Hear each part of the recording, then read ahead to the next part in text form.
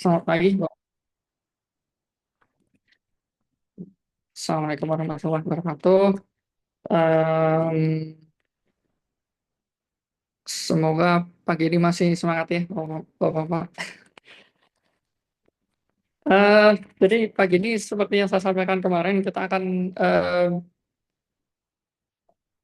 melanjutkan materi untuk laporan audit. Kemudian akan ada praktek ya, praktek. Jadi kita akan melihat gimana cara kita memverifikasi data eh, yang disampaikan oleh auditing. Jadi eh, secara umum sebenarnya sebagai auditor, IT auditor itu tidak wajib menguasai seluruh teknik untuk melakukan verifikasi evidence ya. Tapi setidaknya kita punya basic knowledge ya, bagaimana cara melakukan verifikasi. Jadi tidak harus sampai ke detail, eh, tapi paling enggak untuk basic expertise-nya kita punya. Ya. Jadi kita bisa tahu kalau misalkan, oh ini salah evidence-nya, bukan seperti itu. Otomatis berarti kita harus tahu gimana cara kita gather evidence yang paling basic, yang sederhana misalnya. Nah, karena eh, klausul dalam compliance itu bisa berbeda-beda, kita akan gunakan yang paling umum dipakai ya. Paling umum dipakai itu adalah dari ISO. Nah, ISO, eh, misalkan itu performance report, itu ada standarnya, ada basic standarnya. Kalau kita misalnya untuk security, ISO 27000 itu juga ada standarnya. Jadi itu relatif tidak sulit untuk didapatkan. Baik, saya akan mulai saja.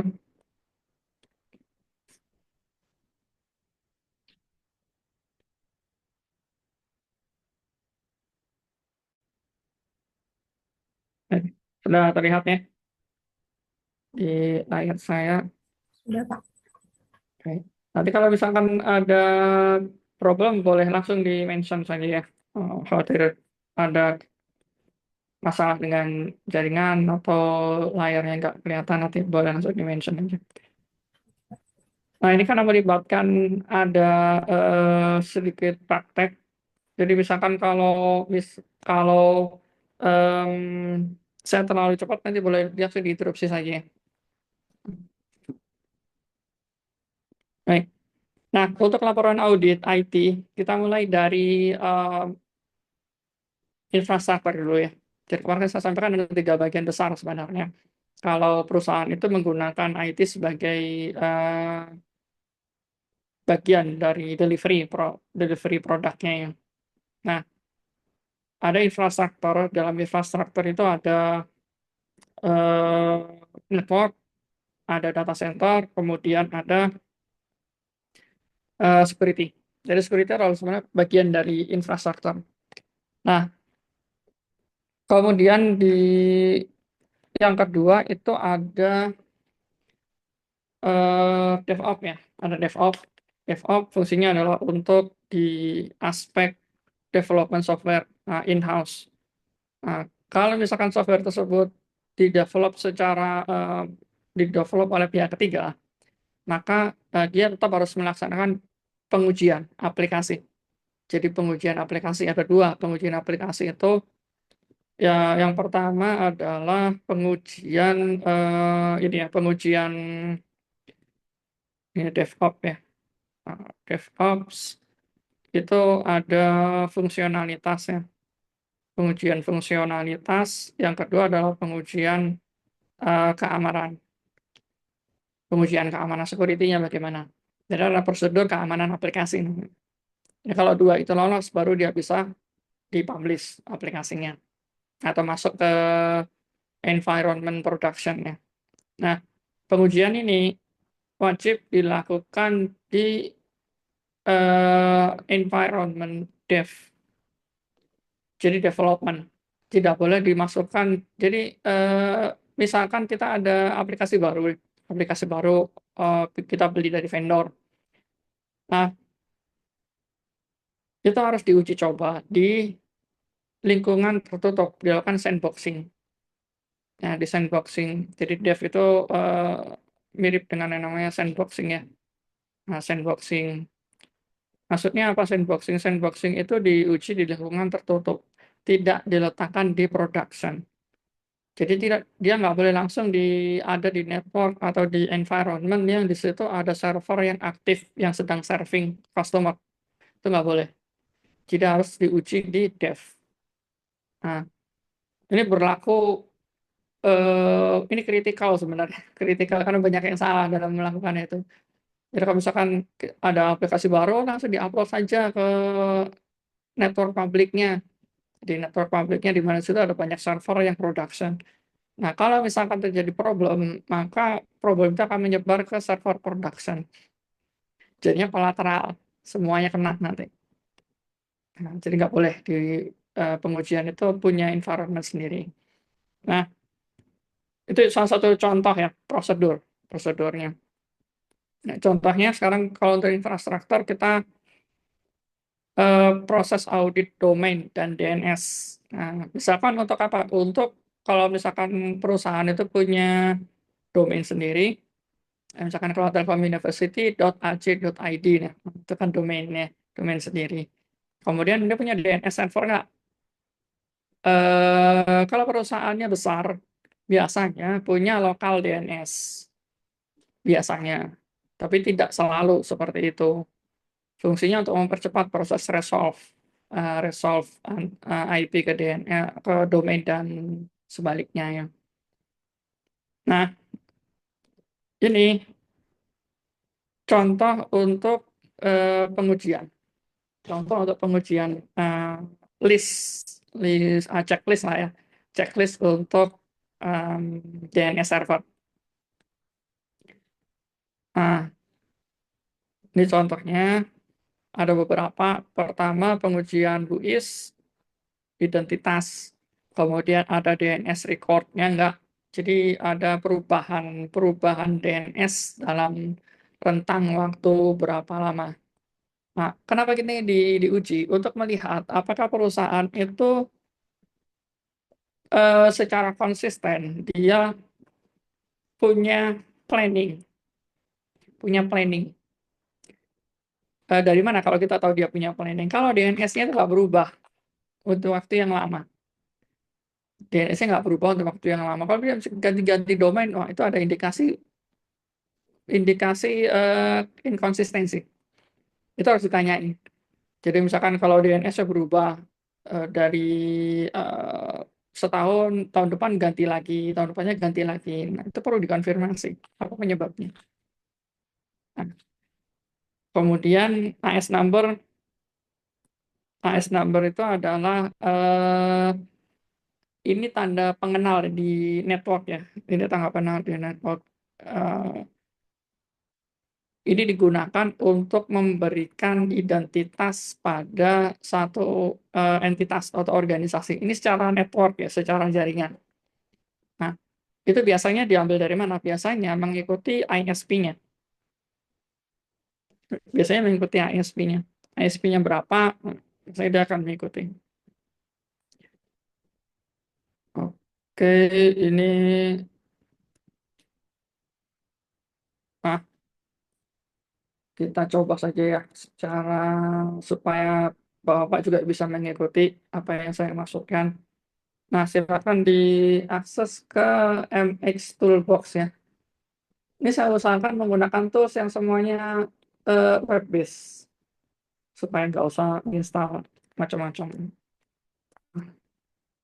Ya, saya posting di kolom chat mxtoolbox.com.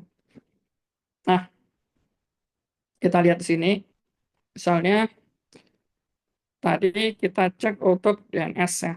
Nah, DNS cek. Nah, saya kan gunakan domain milik Telkom University ya, karena memang saya memang punya eh, konsen.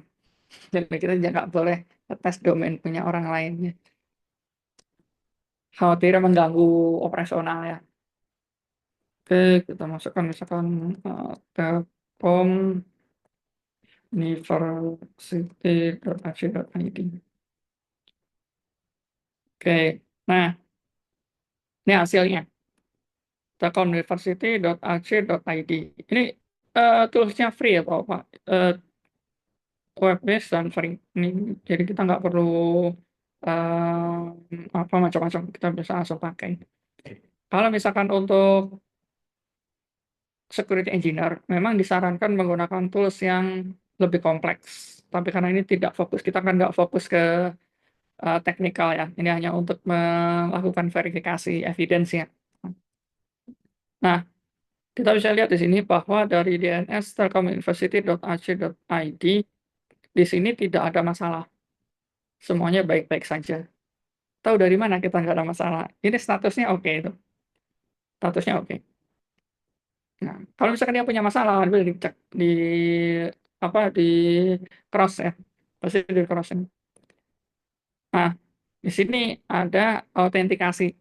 Jadi autentikasi itu kalau kita menggunakan DNS itu ada proses, ada DNS yang transparan, ada DNS yang autentikasi, yang ada DNS out namanya, DNS out. Nah, di sini sudah menggunakan DNS out. Kemudian ada parent, ada lokal. Maksudnya DNS itu bekerja dengan sistem hierarki. Nah, fungsi DNS kan ini ya, Pak. Eh, ini saya reminder aja. Barangkali ada yang eh, belum pernah mempelajari DNS. Jadi fungsi DNS itu adalah untuk merubah domain kita menjadi IP. Jadi kalau IP dari misalkan kita punya domainnya telkomuniversity.ac.id. Nah, untuk bisa mengakses domain tersebut, maka harus diubah menjadi IP 108. Ini contohnya IP-nya 108, 162, 193, 191. Nah, dan sebaliknya, IP diubah menjadi DNS. Jadi kita mengakses itu dengan domain. Itu sebetulnya kalau mesin kita, laptop kita, komputer kita, HP, itu tidak mengenali domain. Yang dia kenali adalah IP. Sehingga perlu ada jembatan. Nah, jembatan itu namanya DNS. DNS, kalau misalkan kita di rumah, eh, DNS itu kita menginduk kepada ISP. ISP-nya pakai apa? Kalau misalkan ISP-nya Telkom, berarti DNS-nya ke Telkom. Kalau ISP-nya Bisnet, berarti DNS-nya ke Bisnet. Nah, kalau untuk pelanggan enterprise, itu biasanya mereka buat lokal DNS. Jadi mereka buat server sendiri di network mereka, kemudian mereka caching. Jadi caching itu apa ya, menyimpan record DNS yang sering diakses supaya tidak terlalu lama. Itu mempercepat akses bagi user yang ada di dalam perusahaan. Nah, eh, kemudian kita bisa lihat di sini bahwa domain name-nya itu ternyata tidak di telkomuniversity.ac.id. DNS-nya memang telkomuniversity.ac.id, tapi ini tidak ada di lokasi yang sama. Ternyata name server ya, name server itu server ininya untuk translate-nya. Nah, di sini servernya ada di Cloudflare. Di Cloudflare. Jadi kalau kita lihat Cloudflare itu, nah ini ya, ini fungsi Cloudflare.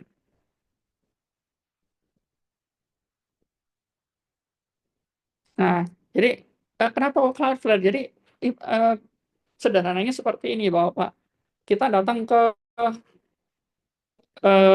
perusahaan ya. Kita datang ke suatu perusahaan, kemudian ternyata front office-nya itu bukan pegawai perusahaan tersebut, tapi outsource. Jadi outsource, bukan pegawai perusahaan. Nah, sederhananya seperti itu. Atau kita datang ke gedung tuh. Gedungnya memang namanya nama perusahaan tersebut, tapi itu bukan milik perusahaan, milik mereka sewa. Nah, itulah Cloudflare. Jadi Cloudflare itu adalah security service, service untuk keamanan yang dipasang di depan domain utama kita. Jadi kalau orang melakukan serangan pada domain utama, itu yang akan mengatasi adalah Cloudflare dulu. Cloudflare. Nah, fungsinya apa? Fungsinya untuk flooding. Karena kalau kita kena flooding, itu tidak bisa diatasi oleh perangkat yang sederhana. Maksudnya tidak bisa diatasi oleh perangkat yang eh, ada di lokasi. Itu butuh kapasitas besar untuk mengatasi flooding. Nah, maka kita dari Telkom University kita subscribe untuk layanan Cloudflare. Nah, karena kita ada pengalaman kena flooding dan kita nggak sanggup, ya udah kita beli service aja. Nah, seperti itu. Kemudian di sini ada, kita lihat ada problem ya.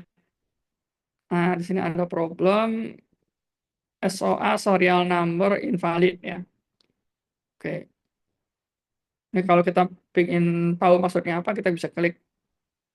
Hmm, Oke. Ah, ini sebenarnya nggak terlalu signifikan ya. Ini bisa di-ignore aja.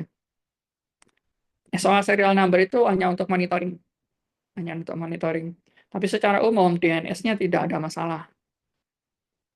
Jadi DNS record-nya ketemu, tidak ada tanda negatif, kemudian ada dua name server ya, karena DNS itu kan dia perlu untuk mentranslate IP ke domain. Itu kan dia perlu name server ya. Nah, name servernya ketemu ada dua, kemudian semuanya responding dan seterusnya. Nah, seperti itu. Kemudian eh, eh, selain itu kita bisa menggunakan tools lainnya. Tools lain misalkan untuk ini expire dan update-nya kapan. Kita bisa menggunakan WHOIS. Ini toolsnya sama. Di sini ada WHOIS. Kita klik aja WHOIS. Yes. Nah, kemudian kita klik WHOIS lookup. Nah, di sini kebaca kalau registrarnya adalah PT Jetcoms Netindo. Jadi itu adalah perusahaan yang mendaftarkan domain Telkom University. Jadi memang di hire untuk mendaftarkan domain kita. Ini registry domain dari Pandi, ini pengelola domain ya, pengelola domain dari Indonesia. Perusahaan registernya namanya Indorex COID. Sini ada update-nya, ada creation-nya, kemudian expired-nya bulan September 2025. Nah, itu harus dicantumkan ya dalam report. Jadi kalau misalkan kita punya domain itu kan aset ya, Bapak ya. Domain itu aset.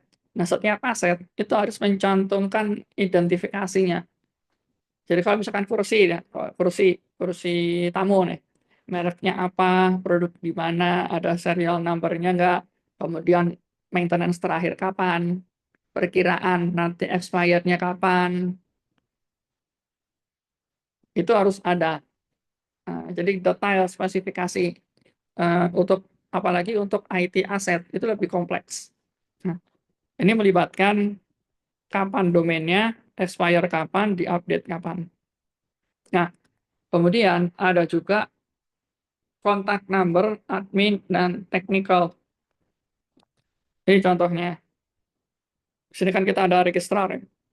Ada registrar, kemudian ini registrar, nama registrarnya, ya, nama perusahaannya. Domainnya adalah URL-nya Indorex COID. Ini yang mendaftarkan. Nah, jadi kita kita daftar itu karena bisa langsung sih. Cuma beresiko. Maksudnya beresiko itu kalau kita lupa memperbarui, nanti kan domainnya bisa di expired ya, bisa expired. Jadi kita mending kita hire tuh supaya terjamin. Kemudian di sini ada ini ya, kode IANA. Kode IANA ID itu kayaknya salah ini. Kemudian di sini yang saya buat tadi ada DNS secure, ada sign DNS-nya, kemudian ya sisanya masih sama ya. Eh, ini tadi ya, name server, DNS record. Nah, coba kita lihat DNS record. DNS. Oke, kita lihat.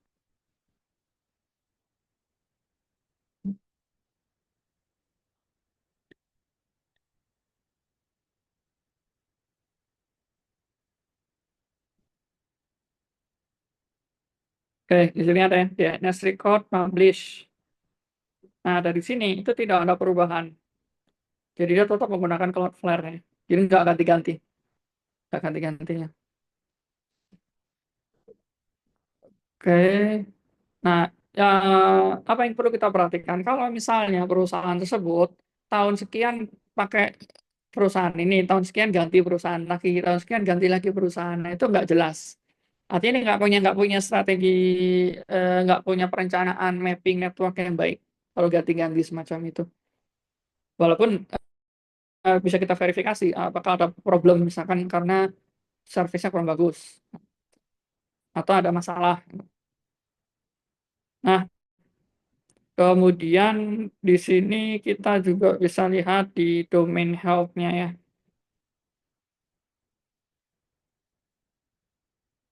Nah, domain health itu adalah apakah domain kita itu ada yang melakukan inject, misalkan judi slot ya, atau jualan Viagra lah. Itu kan sering ya kejadiannya. Nah, itu akan kena notif. Atau kita ada yang injek malware tuh, injek malware sehingga domain kita ditandain oleh Google sebagai domain yang mencurigakan. Nah, itu kan merugikan citra perusahaan ya kalau domainnya jelek. Nah, kayak seperti itu. Nah, biasanya kalau ada indikasi maka akan masuk ke list blacklist domain. Jadi kalau domain ada domain yang kalau Bapak sering dapetin email spam ya. Email spam itu kadang-kadang ada yang dikirim dari domain yang eh, terkena injek malware. Jadi malwarenya malware spammer namanya.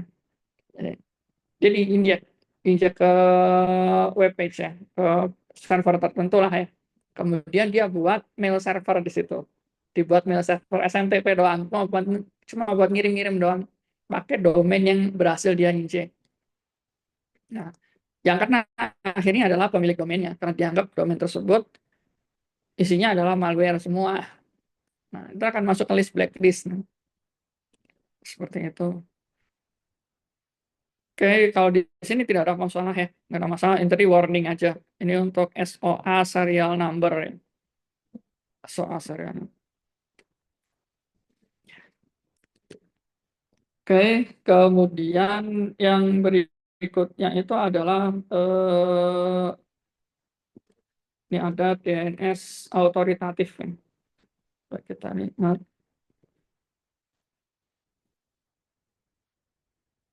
DNS.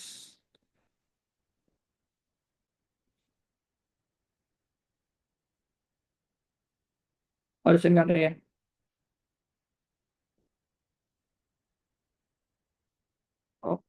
Oke, di sini nggak ada. Zone transfer. Gitu ya. Kita coba. Jadi di sini fitur untuk testingnya banyak banget. Saya juga nggak pernah nyobain semuanya.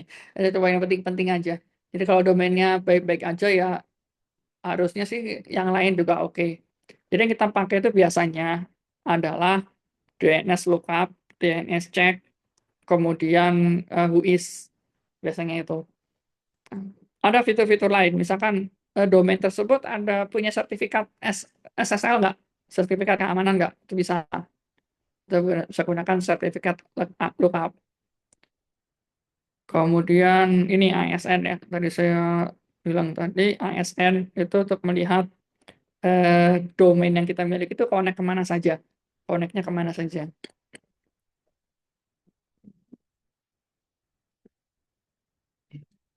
Nah ini nggak ketahuan. Oke, kalau nggak bisa dibaca, kita gunakan eh, ini tools yang berikutnya ya. Ini namanya IP info.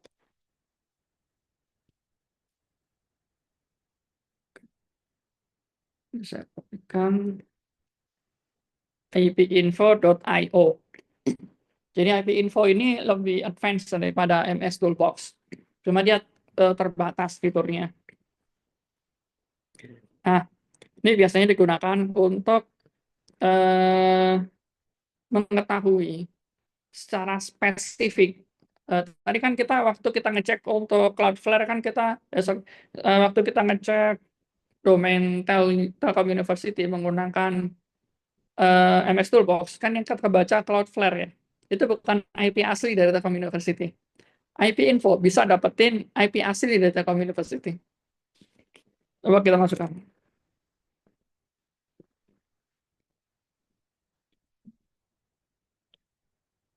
Oke, di sini nggak ada.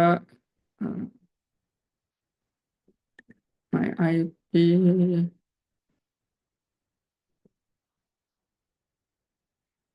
Oke,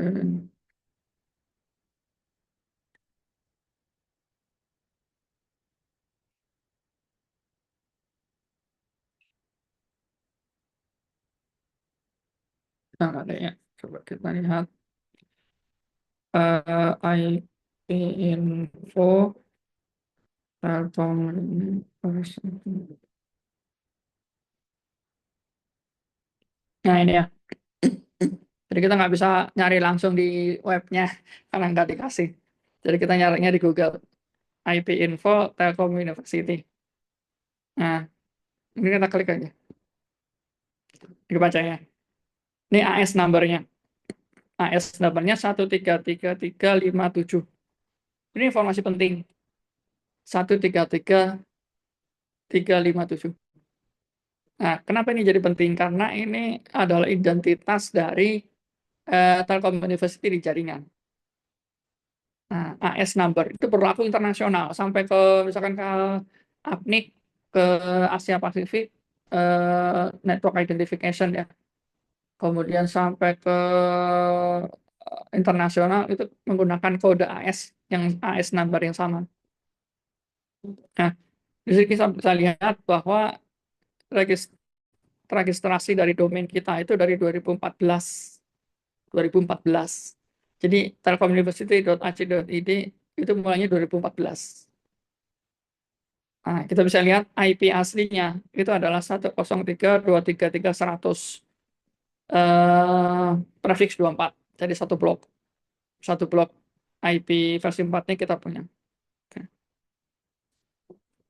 Nah, yang istimewa lagi dari IP info adalah kita bisa melihat peers-nya. Kita bisa lihat Telkom University itu nyambungnya kemana. Nyambungnya ternyata ke AS7713 PT Telkom. Artinya Telkom University itu menggunakan layanan akses internet dari Telkom Indonesia. Langsung nyambung ke Telkom.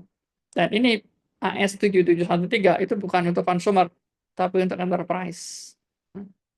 Kalau misalkan kita pakai SPD, pakai IndiHome, itu beda lagi, bukan AS-nya, bukan ini.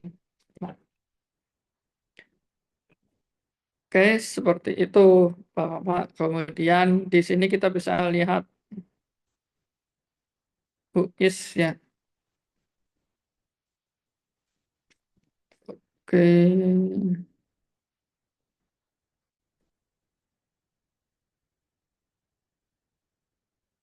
Nah, seperti itu. Ini ada IP ring-nya. Nah, di sini kalau kita klik, dia akan menampilkan owner yang sesungguhnya. Karena kalau kita menggunakan WIS yang tadi di MS Toolbox, itu informasinya adalah informasi registrar yang mendaftarkan, bukan pemiliknya. Kalau di IP info, pemiliknya kelihatan. Ya, Telkom University, direct member of ITNIC, Indonesia Network Identification ya. Nah, kemudian adminnya juga kebaca ini. Ini adminnya adalah Pak Dedi Rahman Wijaya. Baca ya. Nah, seperti itu. Ada nomor teleponnya juga ya. Email. Nah, Oke, jadi seperti itu. Nah, ini bisa kita gunakan untuk mencari informasi yang macam-macam ya. Jadi misalkan kalau kita lihat, kita coba IP info eh AI, ini ya, IP info KI.id, Pak. ya. Nah, ini Pak, PT KAI 133822. Didaftarkannya 2015, Pak. Benar, Pak? Iya, itu yang lama ini, Pak, DNS-nya. Oke. Kalau Nah, di yang sini, baru .ki.id doang. ya, ini menarik nih, Pak. Ini bloknya ada dua ini. Nah, itu apa tuh Pak arti, Pak?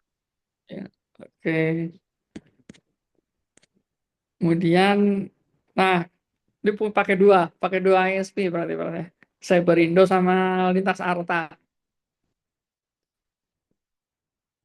4787, 4800. Nah, oke. Oh, yang tadi tuh bloknya ada dua tuh artinya pakai dua itu provider apa? Ya, betul, Pak. Dua provider yang terdeteksi.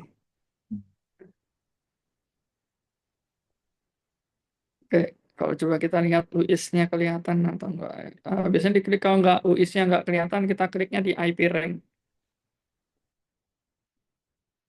Oke. Nah, ini ada ini.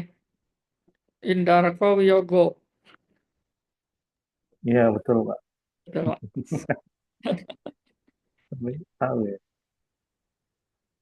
Coba kita lihat yang satu lagi, 225. Oh, sama ya. Pak Indarko juga. Oke.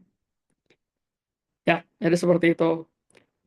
Nah, kenapa informasi seperti ini penting? Eh, jadi normalnya, em, Bapak kalau misalkan bayangkan kita itu jadi misal ya, misal kita coba memahami cara berpikir maling misalnya. Namanya maling motor ya. Orang maling motor itu kan nggak mungkin langsung ngambil motornya. Dia kan pasti survei dulu, keliling, amati rumahnya, kapan ada orangnya, kapan nggak ada orangnya, siapa aja yang tinggal di situ, biasanya parkir motor di mana.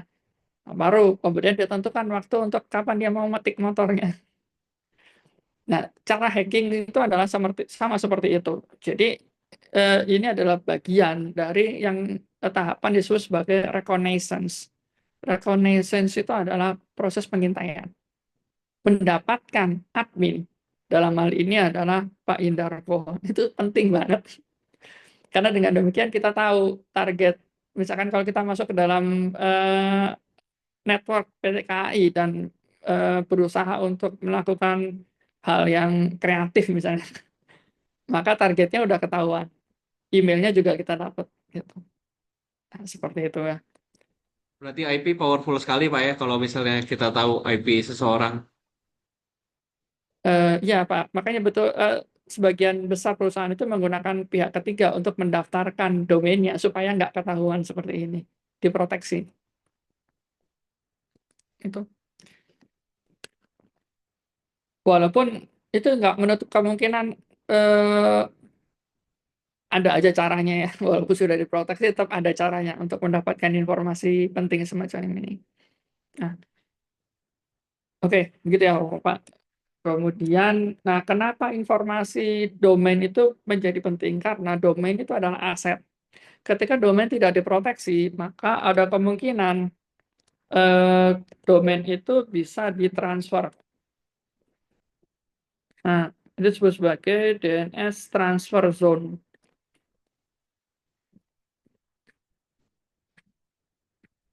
Oke, kita lihat. Nah, ini.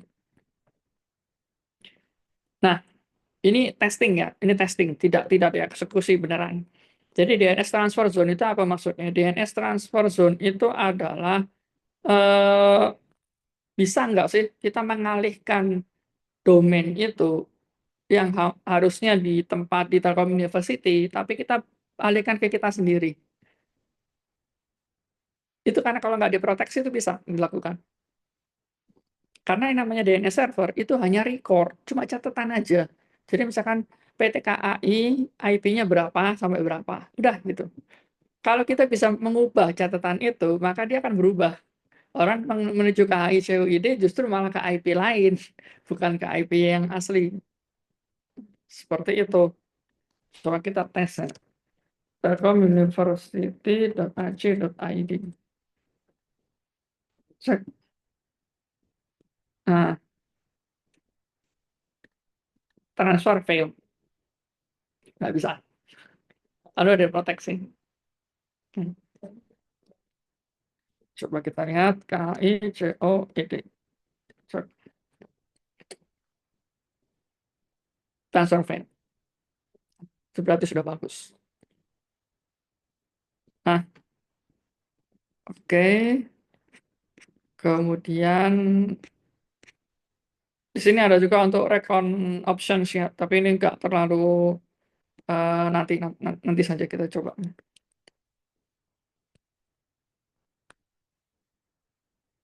Oke, di sini ada beberapa tadi DNS server sudah, DNS security sudah, IP versi 6 sekarang masih dikit yang pakai IP versi 6 ya.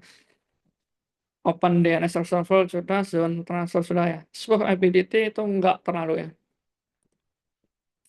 Nah, kita tinggal checklist aja kalau misalkan itu pengujiannya sudah dilakukan. Atau kalau misalkan auditing sudah melakukan itu, tinggal ditunjukkan saja hasil pengujiannya.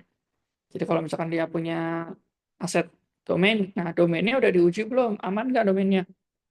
Oh aman Pak, kita expired masih lama. Nah, minta tolong ditunjukkan recordnya. Nah, record DNS-nya. Kita cek. Oke, kemudian ini tadi adalah grafik rute domain ya. Grafik rute domain itu sebetulnya sama seperti peers yang tadi, cuma mungkin perbedaannya adalah dia ada visualisasinya saja. Nah, ini bisa. Ini ya.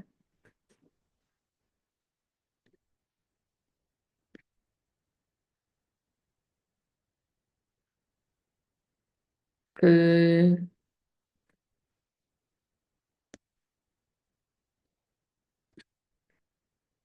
Ini sini nggak ada ya. Jadi yang disebut sebagai em, grafik rute domain itu sebetulnya adalah peers-nya. Jadi misalkan dari PT KAI ke Cyberindo Aditamat dan aplikasi Nusa, Nusa ya, ini lintas Arta. Biasa kita baca lintas Arta. Ada dua berarti. Biasanya sih harusnya ada visualisasi ya. Jadi visualisasinya itu simpel aja seperti dari KAI kodenya kedua titik berarti. Nah, seperti itu.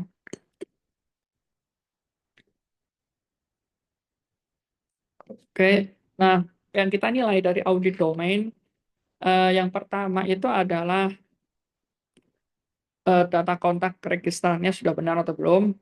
Kemudian admin, kalau dia memang pakai proteksi berarti harusnya adminnya nggak kebaca. Kalau pakai UIS ya, kalau pakai UIS nggak kebaca adminnya siapa. Kemudian untuk technical dan billing itu harus sesuai.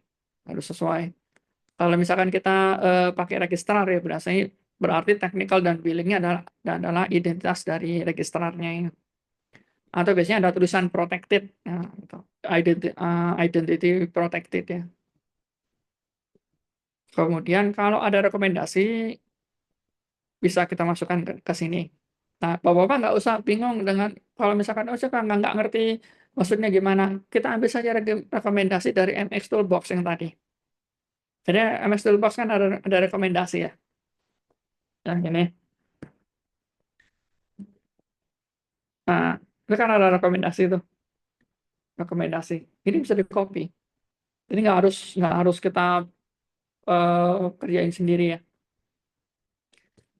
Oke.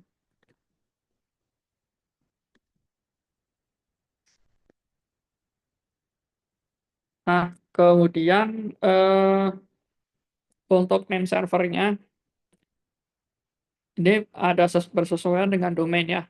Kalau misalkan dia nggak pakai protection ya, kalau misalkan dia kan Telkom University pakai Cloudflare ya, sehingga domain NS-nya itu nggak sama dengan domain. Jadi NS-nya bukan apa Telkom University nggak, tapi Cloudflare ada Kevin ada Mia ya itu nama server, nama NS-nya di Cloudflare ya. Berarti kan nggak sesuai, betul nggak sesuai. Tapi kenapa masalah? Karena itu adalah fitur protection. Itu kalau nggak pakai fitur protection harus sesuai. Itu. Oke, kemudian kalau memungkinkan memiliki backup name server pada domain yang berbeda. Nah, itu masuk. Kemudian untuk yang ketiga, dua atau lebih AS number dan NS pada subnet yang berbeda. Nah, itu kan tadi ya, AS numbernya subnetnya beda. Kalau di PTKI kan ada dua ya. Kalau di Telkom University satu aja karena nyambungnya ke Telkom, PT Telkom. Oke, seperti itu. Nah, Pak ini Rizal, izin gimana? yang tadi Pak kembali yang terkait KI tadi kalau dua domain itu yang providernya itu nggak boleh ya Pak tadi jadi temuan ya. Enggak, Pak. Itu bagus, Pak. Oh bagus ya. Bagus, Pak. Justru itu Kalau karena itu menandakan kalau PT KAI punya backup peers, Pak. oke. Kalau tadi kan ada nama yang keluar tuh Pak yang muncul Pak Indarko Wiyogo. Nah itu harusnya terproteksi atau kalau muncul seperti itu terlihat nggak apa-apa Pak? Kalau di IP info nggak apa-apa. Kalau nggak Tapi apa-apa ya. langsung sebaiknya nggak.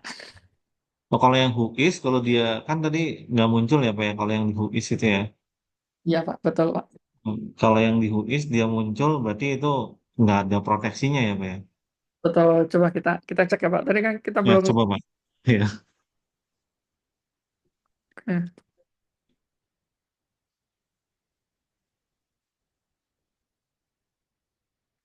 aman, aman, Pak, ini, Pak. aman ya, nggak ada ya Pak. Hmm. Ini kan yang tercatat di UIS itu adalah registrarnya, Pak. Bukannya KI.id, Pak ya? Coba Pak, kalau yang si kita minta yang ki.id-nya Pak, biar bareng-bareng dulu ya. Coba, Pak. Nah, Yang ki.id coba Pak. KAI.id. ki.id. Oh, ada ya, Pak ya? Iya, ada. Yang terakhir kita pakainya ini Pak.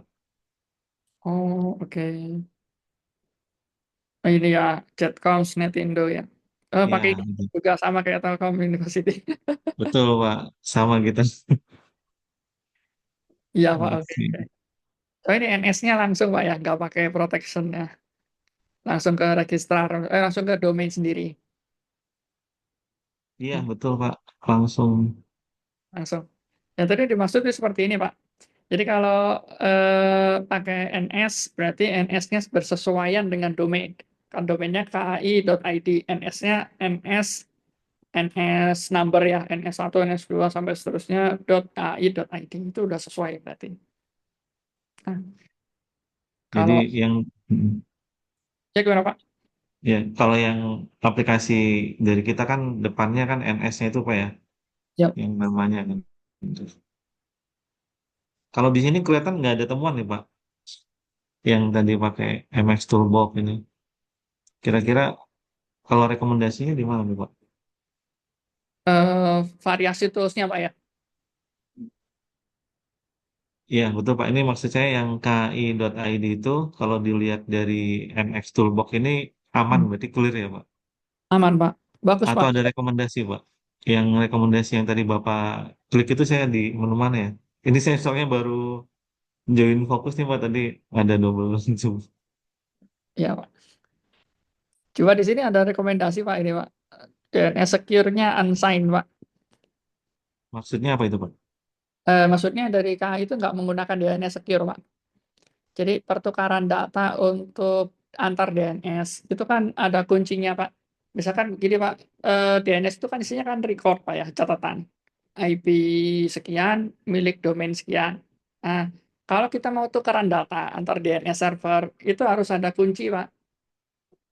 Nah, di sini ternyata tidak menerapkan kunci itu, unsigned, gitu. Oke Pak. Berarti rekomendasinya apa kita Pak saran? perbaikan. Menggunakan DNS Secure, Pak. Di sign. Di apa istilahnya pakai sertifikat. Kalau yang Telkom tadi ada apa ya contohnya DNS secure-nya? Ada, Pak. Ada. Contohnya pakai apa tuh Pak? DNS secure. Pakai ini Pak, sama seperti kita beli sertifikat SSL, Pak.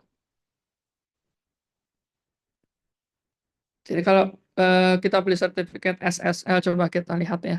KAI.id itu em, kita lihat DNS secure-nya.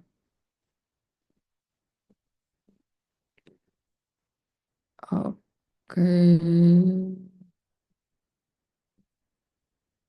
Oh, di sini nggak ada yang khusus untuk DNS secure. Eh, jadi biasanya kita bisa lihat kalau kita beli domain yang kita beli itu biasanya kan harus dipasang SSL certificate. Nah, penyedia layanan untuk SSL certificate itu biasanya juga menambahkan ada kita bisa bisa minta fitur tambahan supaya bisa digunakan di DNS-nya. Jadi satu sertifikat aja nanti ada fitur DNS secure-nya gitu. Oke, kopi Pak Rizal. Yang terkait SSL sertifikat berarti ya. Ya, DNS secure. kita tanya aja waktu memperbarui SSL sertifikatnya ini bisa dipakai nggak di DNS secure gitu. Dampaknya kalau nggak pakai DNS secure tadi tuh Pak, akibat Eh, ada bisa apa ya? ada probabilitas Pak ya. Misalnya ini bukan bukan vulnerability yang sifatnya langsung bisa dieksploit sih. Tapi ada probabilitas DNS-nya bisa di spoofing. Probabilitas Pak ya, probabilitas kemungkinan. Ada risiko spoofing ya Pak ya. Seko. Oke Pak. Makasih. Oke, kita lanjut. Nah, ini contohnya adalah network yang dimiliki oleh BMKG. Ini agak lebih rumit ya. Karena di BMKG itu melibatkan 5 ISP. Nah, kenapa 5 ISP? Karena ini dari proyek yang kita lakukan di sebelumnya. Eh, tapi informasinya informasi publik ini Bapak ya. Ini bukan konfidensial karena kita semua bisa lihat di webnya BMKG. Nah, kenapa ini saya katakan rumit? Karena ini menggunakan lebih dari satu ISP. Ini 5 ISP. Nah, kenapa menggunakan 5 ISP? Pertama, BMKG itu networknya menggunakan sensor. Sorry, Eh, sensor. Jadi network itu dipakai untuk melewatkan data sensor. Nah, data sensor. Sementara sensornya itu lokasinya random. Sensornya bisa di mana aja. Kemudian selain itu dia membutuhkan redundansi backup ya. Nah, makanya kita bisa kita lihat di sini bahwa untuk satu switch koneksi itu ada 3 ISP. Itu banyak sekali. Kalau kita saja cuma pakai satu ya, kita komunikasi kita cuma pakai satu. Nah, itu berarti redundansi. Misalkan kalau di satu titik yang sama nih, satu titik yang sama kita menggunakan 2 atau 3 ISP. Itu redundansi. Misalnya pakai sensor di gunung lah ya, sensor seismograf di gunung, dia pakai satelit, dia pakai seluler, kemudian dia pakai wireless juga, ini 3. Nah, itu jadi sebagai redundansi. Nah, kemudian dia punya firewall dan core switch ya. Nah, di sini nanti untuk switch koneksinya digabungkan jadi satu di router ya. Mungkin ini load balancer ya. Di load balancer baru kemudian melewati firewall. Nah, kemudian di dalam di server BMKG sendiri itu dibagi menjadi beberapa VLAN. Ada VLAN untuk masing-masing bidang ya, masing-masing bidang. Misalnya meteorologi, klimatologi, geofisika dan seterusnya. Itu beda VLAN. Nah, ini saya masukkan kemarin itu sebagai mikrosegmentasi. Jadi mikrosegmentasi itu seperti ini, Bapak, menggunakan VLAN yang berbeda untuk divisi yang berbeda. Dan itu terkoneksi ke sensor yang berbeda. Jadi kalau misalkan sensor itu adalah milik dari klimatologi, maka bidang lain nggak bisa akses. Seperti itu. Nah, kemudian di sini juga ada server yang bisa diakses publik ya untuk melakukan dashboard monitoring, maka itu diletakkan di IP publik. Nah, di punya IP publik ada 4 ya, ada 4 IP publiknya. Nah, itu contoh untuk topologi jaringan. Nah, ini hal kedua yang harus kita cek sebagai auditor itu adalah topologi jaringan. Nah, jadi apakah auditi di infrastrukturnya setelah kita ini domain ya, tadi kan pertama IP dan domain oke. Kemudian punya topologi nggak? Nah, tolong tunjukkan topologinya seperti apa. Nah, topologi yang diharapkan itu ya seperti ini topologinya. Ada logical connection, ya. Logical connection berarti ada network, ada ISP-nya connect kemana, kemudian berapa switch, berapa router, ada firewall atau enggak, kemudian IP-nya berapa saja, itu ada logical topologi ya, logical topologi. Terus kalau bisa ditambahkan dengan physical topologi.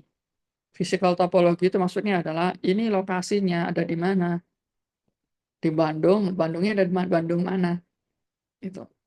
Ya, kalau bisa ada physical topologinya. Nah, jadi ada 2. Nah, yang kita lihat apa? Yang kita lihat itu adalah kesesuaiannya. Jadi apakah topologi seperti ini logis nggak? Nah, digunakan untuk apa? Kalau misalkan kita em, jadi kalau topologi network semacam ini digunakan untuk perusahaan, itu jadi aneh. Kenapa? Karena ini ISP-nya banyak banget. Itu nggak logis perusahaan pakai seperti ini. Normalnya perusahaan itu pakai S1, 2 itu. Nah, Telkom University itu menggunakan satu ya, Telkom dari PT Telkom, tapi sebetulnya menggunakan skema yang namanya dual homing. Dual homing. Dual homing itu maksudnya adalah kita pakai satu connection ke arah Telkom, Telkom University ya, Telkom University, tapi connect-nya itu ke arah endpoint yang berbeda. Ini namanya dual homing. Jadi ini koneksi ini sebetulnya adalah dua connection, makanya disebut sebagai dual homing. Tapi dua-duanya Telkom, cuma Telkomnya beda. Jadi kita menggunakan kalau di Bandung itu ke arah Tegalega ya, namanya terminasi Tegalega dengan endpoint yang satu lagi namanya Cicawura. Jadi 2, dari kanan dan kiri. Tujuannya apa? Tujuannya kalau misalkan ada masalah di line Tegalega, kita bisa lewat Cicawura. Gitu. Jadi seperti itu. Tapi tetap dianggapnya satu ISP. Satu ISP. Nah, kalau yang terlalu banyak seperti ini, itu jadi nggak wajar. Tapi ini jadi wajar, karena yang punya network adalah BMKG. Dan isinya adalah sensor. Sehingga sensor itu otomatis akan menyesuaikan. Kenapa kok pakai ISP macam-macam? Ya tergantung di lokasi tersebut ISP mana yang bagus. Karena sensornya bisa di laut, bisa di gunung. Ya, seperti itu. Jadi kita lihat logiknya ya, logik dari topologi jaringannya itu seperti apa. Kemudian yang kedua, topologi jaringannya harus lengkap. Harus lengkap. Jadi lengkap itu berarti ada komponen jaringan dan ada IP. Nah, admin wajib punya daftar IP dari server dan user. Wajib harus ada itu. Jadi kalau misalkan kita ada namanya IP record ya, IP record server itu harus ditunjukin. Jadi server ini IP-nya sekian, server ini IP-nya sekian. Untuk user blok IP yang dipakai berapa gitu. Itu harus ada catatannya.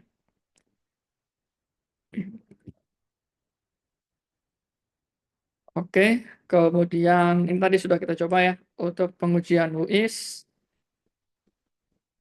Nah, ini contohnya untuk NS Telkom ini sama ya tadi ya. email untuk registrarnya. Ini sponsor namanya, sponsor registrar. Oke, ini NS Telkom Hosting. Nah, ada juga yang namanya Central Ops. Central Ops itu em, sebenarnya sama saja sih dengan MX Toolbox atau IP Info. Jadi kadang-kadang kalau kita nyari data di satu tools dengan di tools yang lain, itu hasilnya bisa beda. Karena mereka menggunakan teknik yang berbeda untuk mendapatkan data tersebut. Tadi kan kita coba di UIS, ternyata nggak dapat ya, nggak dapat adminnya siapa. Tapi kalau kita coba di IP Info, ketahuan adminnya siapa dan nomor teleponnya juga. Nah, berarti mereka menggunakan cara yang berbeda untuk mendapatkan data tersebut. Sederhana seperti itu. Oke, kemudian ini DNS record contohnya ya. Ini contoh DNS record. Ini pakai Central Ops ya. Nah, di sini kita bisa lihat kalau coba saya perbesar ya. Nah, oke, serial refresh expire exchange. Nah, di sini kita bisa lihat kalau di Telkom dia punya email ya.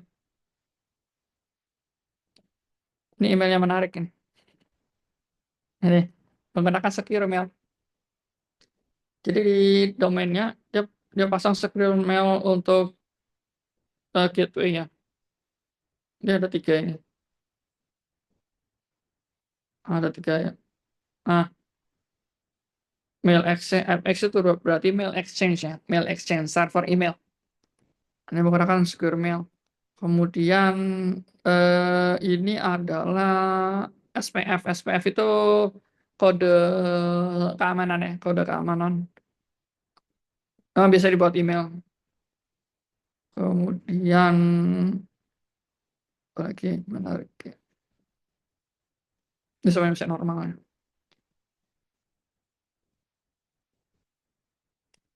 Oke, nah dari sini kita bisa melihat ini pakai robtex.com.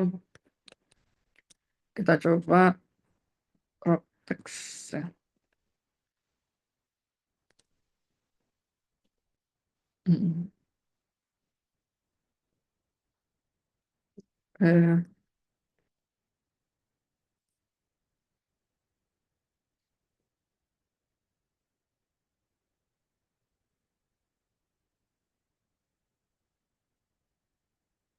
Nah ini, kalau yang tadi sebelumnya kan nggak ada penjelasan ya. Di sini ada penjelasan AI analisisnya. Itu tinggal copy aja ya ke dalam laporan audit ini. Jadi parent, host name, stats, Telkom University, NS3, BIE, Gracias. Gracias itu sistem informasi akademik. DNS record associated with following 6 ya. Nah, itu tercatat di 6 dan seterusnya. Oke.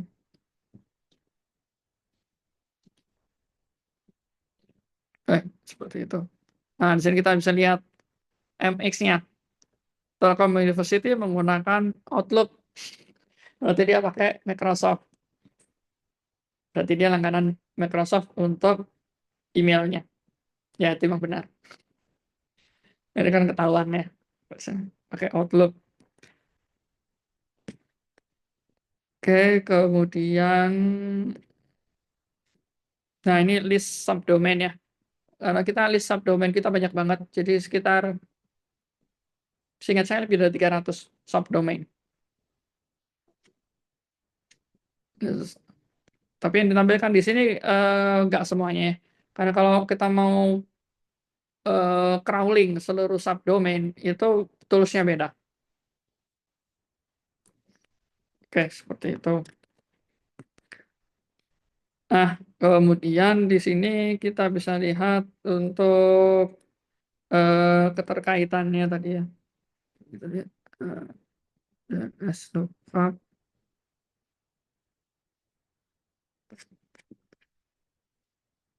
Oh,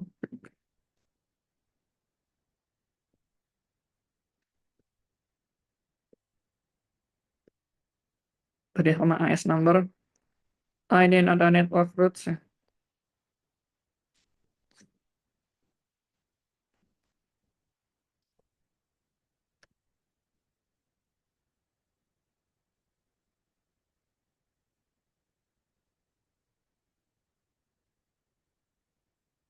Sama aja ya. Oke.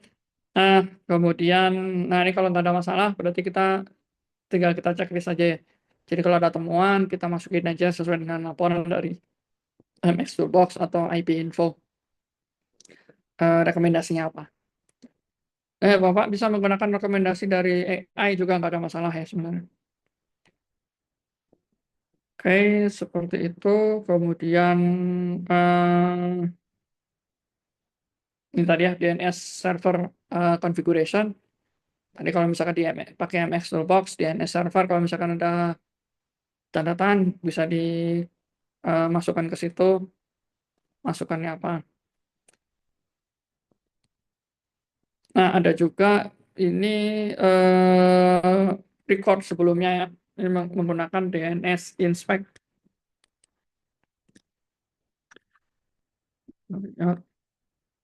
DNS inspect.com.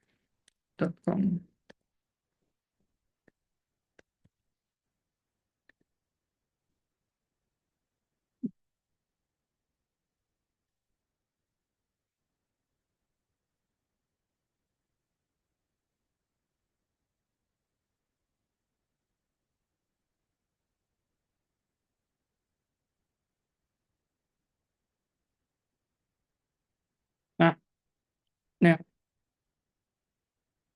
nah ini nggak ada masalah ya. Ini skornya A. Ini punya skor. Oke, ini sama. Isinya sama seperti yang sebelumnya ya. Nah, ini semua adalah penilaian. Ini penilaian. Jadi kalau misalkan kita bingung nih, kita mau ngasih rekomendasi dan penilaiannya pakai apa, Bapak bisa copy aja ini. Ini udah lengkap banget nih. Nah, cuma kalau ada warning semacam ini nih, nah warning semacam ini bisa masukin. Oke, seperti itu ya. Nah, nih Outlook, kemudian records.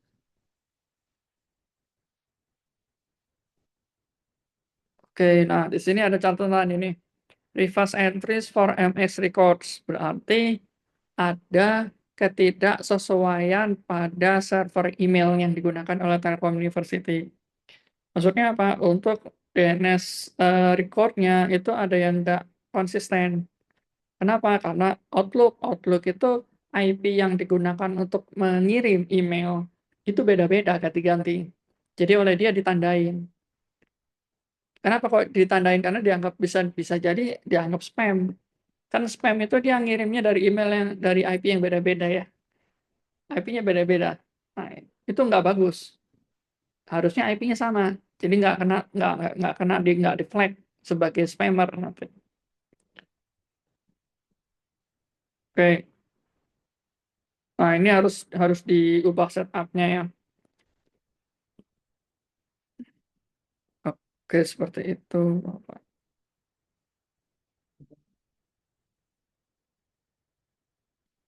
Ini banyak sekali ya report.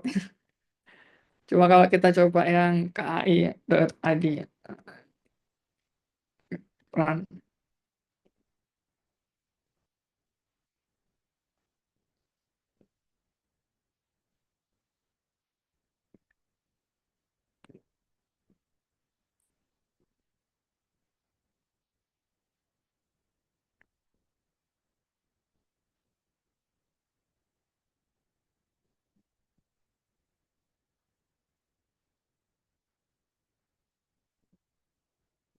Oke, ini sama seperti sebelumnya.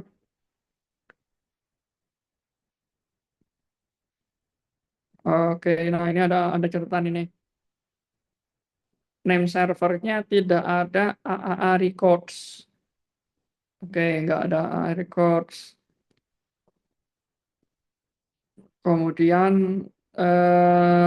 ada beberapa NS yang tidak merespon. Ini ada satu NS ya yang nggak ngerespon, yang 103.141.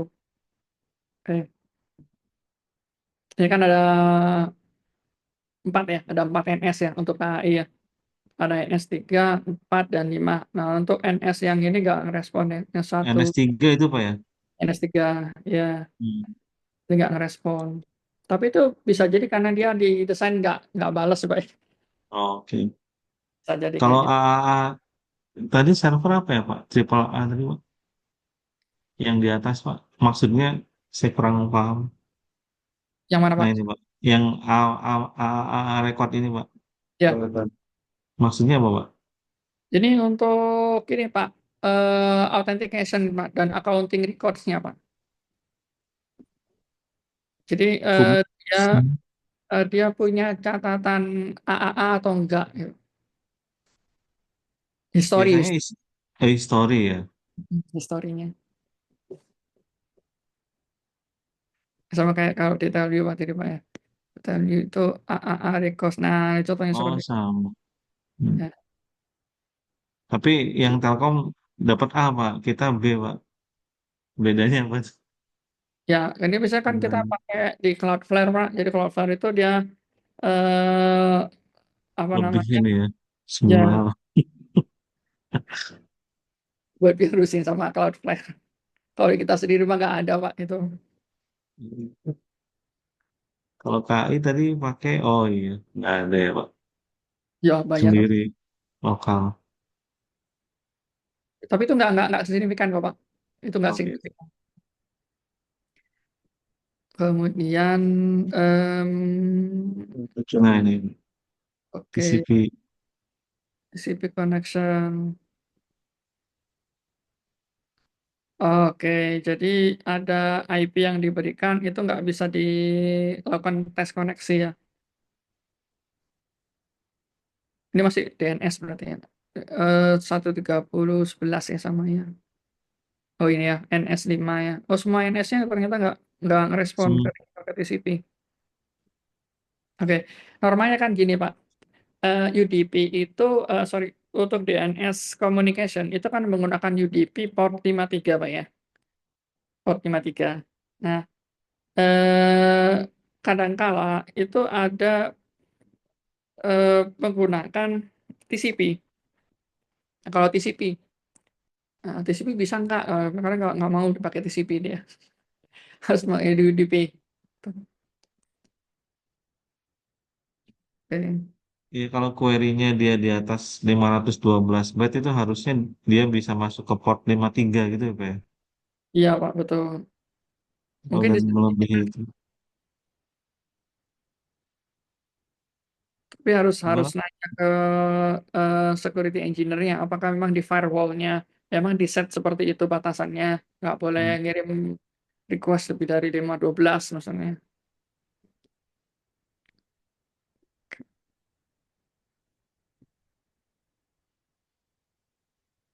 Oke, ini Ya bagus ini Pak. apa Pak? Serial number apa nih Pak? Yang mana Pak? Yang bawah. Hmm.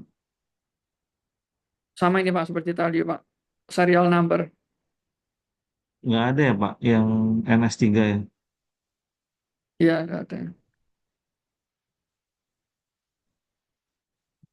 Nggak masalah, ini bisa di Nggak apa-apa Pak. Nggak. ngapain. Ini kan serial number itu untuk berkomunikasi dengan firewall Pak sebenarnya. Oke.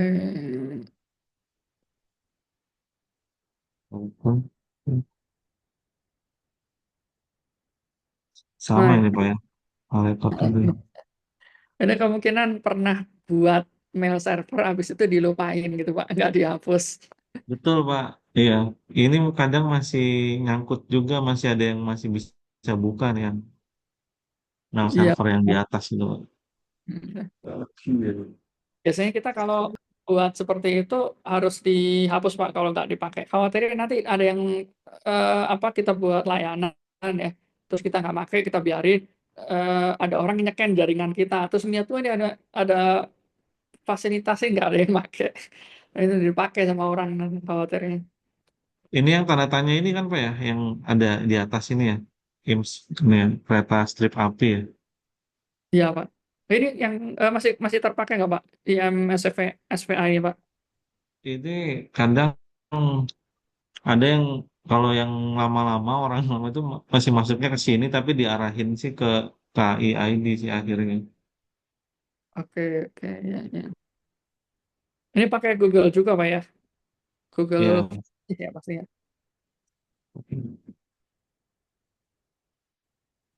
Eh, Pak izin berarti yang tadi maksudnya gimana Pak? Kan ada smtp.google.com. Nah itu yang IP-nya itu apa maksudnya? Di situ kan ada 3 IP. itu kan pakai layanan email dari Google Pak maksudnya. Yang IP-nya berarti maksudnya apa Pak? IP-nya IP Google Pak berarti. Oh kopi Pak. Terima kasih Pak. Ya, sama kayak kita dulu. Kita dulu kan sebelum pakai Outlook kita pakai Google Pak. Namanya Google for Education. Nah, itu IP-nya berubah-ubah. Emang seperti itu. Pasti pasti akan dikomplain oleh oleh DNS Inspect. Kenapa kok IP-nya berubah-ubah? Tapi itu normal sebenarnya.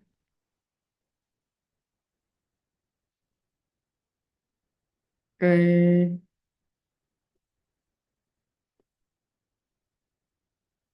Oh, ini nggak apa-apa ini. Itu kenapa itu Pak? Resolve domain name. Could not resolve domain kai.id. Dia nggak bisa nge-resolve ke IP, Pak. Oh, Harusnya kalau di bawahnya bisa. Nggak hmm, apa-apa. Itu nggak konsisten aja. Hasil-hasil tesnya maksudnya. ya.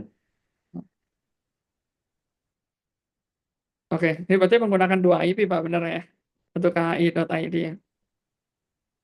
172 sama 104. Nah itu fungsinya buat apa ya Pak? Yang pakai dua IP gitu ya di settingnya? Hmm. Biasanya untuk apa ya Pak? Kalau di setting dua IP itu? Kalau pakai dua IP berarti kemungkinan dua server, Pak. Oh, dua server. Satunya backup gitu Pak ya? Ya, betul. Hmm. Atau bisa juga dua-duanya operasional, Pak. Jadi kayak kami itu misalnya ini. Nah, di bagian bawah itu ada tulisan Pak. Nah, ini tulisnya Albion, Pak. Ini kita pakai kode, Pak, biasanya supaya lebih mudah kalau ada masalah. Ini Albion ini nama server, Pak. Nama server. Jadi kita tahu kan kalau di operasional biasa itu kan kita pakai 7 mirror, 7 mirror server. Kemungkinan di KAI juga melakukan hal yang sama seperti itu.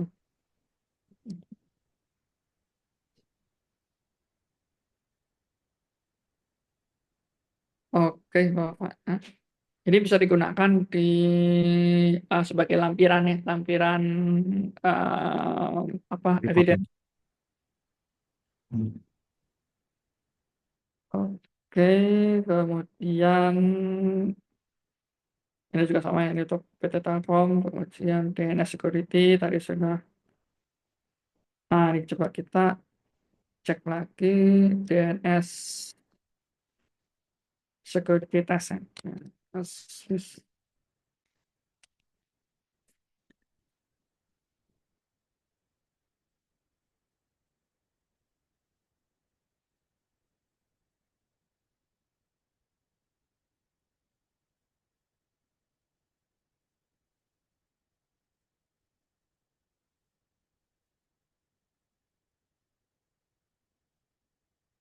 Nah, ini yang tadi saya sampaikan ya visualisasi, visualisasi dari DNS-nya. Oke, nah ini ada.